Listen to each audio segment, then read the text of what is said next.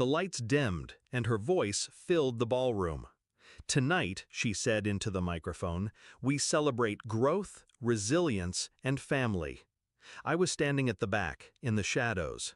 No one had seen me walk in. That was the point. 3 years gone. 3 years planning this moment. She had no idea what was about to play on the giant LED screen behind her. Growing up, Anna was the golden one. Teachers adored her, boys chased her, and she could charm our parents with a single smile. I was the quiet one, the builder, the one who stayed up late sketching out business ideas while she was out at parties. When I launched my company, she was the first to say she believed in me. She even offered to help with marketing. "We'll run it together," she promised. And for a while it worked. Our names were on every contract. Profits grew. I thought we were unstoppable. Then I started noticing small things. Decisions made without me. Meetings I wasn't invited to. My name disappearing from company press releases. I confronted her. She laughed it off. "You're overthinking." 2 months later, I came home early from a trade show and found her in my bed. With my husband. I didn't scream. I didn't throw them out. I stood in the doorway and memorized every detail. The smell of his cologne, the way she didn't even flinch when she saw me. "You'll regret this," I told her. She smiled. "No, you will." She made good on that promise. Within 6 weeks, she forced me out of my own company.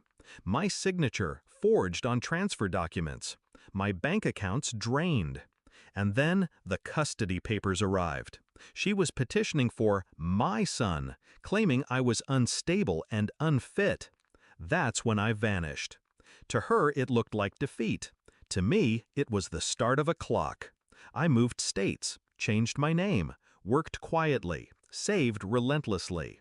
I learned everything I could about corporate law, digital forensics, and asset tracing. I found people who'd been burned by her before. Ex-employees, former partners, silent investors she'd cheated. And I listened. Every story was another brick in the wall I was building. 2 years into my disappearance, I got lucky. One of her former assistants reached out. She'd been fired for knowing too much and wanted payback. She handed me a hard drive full of emails, recordings, and documents. Proof of fraud, embezzlement, insider trading, and tax evasion. The kind of proof that doesn't just ruin reputations, it buries people. I didn't rush. I pieced it together into a timeline, each file marked, cross-referenced, and ready to stand in court. But court wasn't my stage. No, she'd taken my life in public. I'd take hers the same way. Her gala was the perfect opportunity. Annual charity fundraiser, press coverage, politicians, investors. Every single person whose opinion she craved in one room. I got in through a catering company. Black dress, hair pinned back, clipboard in hand. No one looked twice. 10 minutes before the program started, I slipped into the control booth. The tech guy barely glanced at me when I said, "Schedule change, run the new clip after her speech." He nodded. And now here I was. Anna smiled on stage, basking in applause. "It's been a long road," she said, "but every step was worth it." The screen behind her flickered. The house lights dimmed. Then the first image appeared. A scanned bank statement with her name and an offshore account number. Her voice faltered.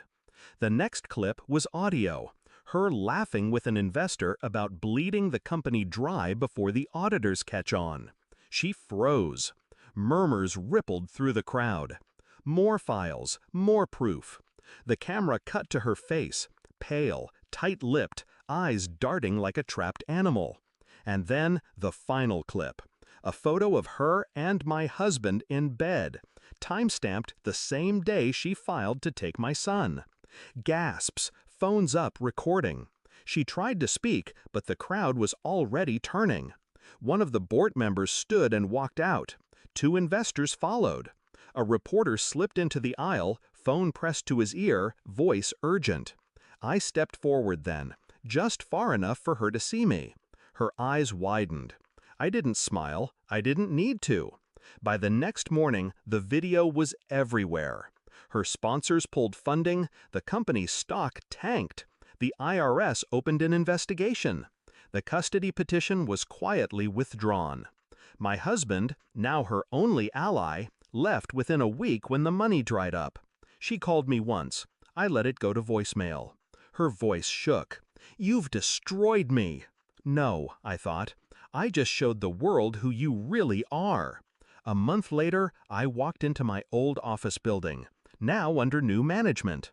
The receptionist smiled, handed me an envelope. Inside was a note from the new CEO. "We'd like you to come back. On your terms." I declined, because revenge isn't about reclaiming what they stole. It's about knowing they can never steal from you again.